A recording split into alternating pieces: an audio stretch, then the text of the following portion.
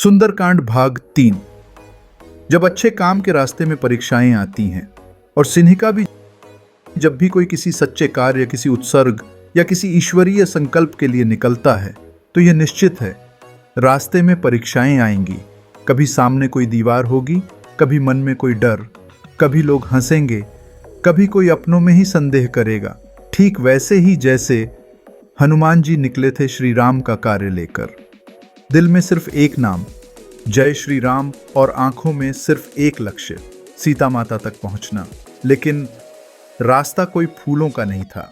जैसे जैसे वो आगे बढ़ते गए वैसे वैसे एक के बाद एक परीक्षाएं आती गईं और उन्हीं में से एक बहुत ही विचित्र और रहस्यमयी सिन्हिका के रूप में आई।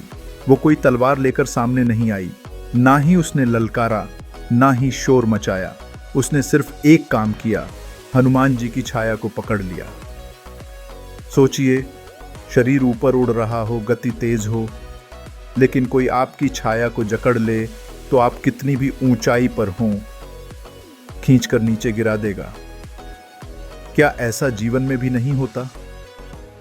जब हम बहुत अच्छे मूड में होते हैं, आत्मविश्वास में भरकर कुछ बड़ा करने निकलते हैं और अचानक कोई छाया, कोई बुरी बात, पुरानी आदत, किसी का ताना या भीतर का भय हमें खींचने लगता है। लेकिन हनुमान जी रुके नहीं। उन्होंने उस छल को पहचाना, समझ लिया ये कोई असली बाधा नहीं है, बल्कि एक भ्रम है, एक माया है। और जब पहचान हो जाती है तब समाधान आसान हो जाता है। उन्होंने उसी क्षण सिन्हिका का अंत कर दिया और बिना रुके आगे बढ़ गए। इस कथा में सीख नहीं, दिशा है। जब भी आप किसी अच्छे काम के लिए निकलें तो याद रखिए, सिन्हिका जैसे कई रूप रास्ते में होंगे। कभी कोई व्यक्ति बनकर, कभी हालात बनकर, कभी आपकी खुद की सोच बनकर।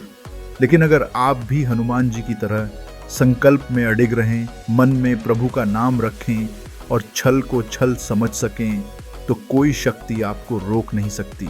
आपका रास्ता खुद आपके साहस से बनता है।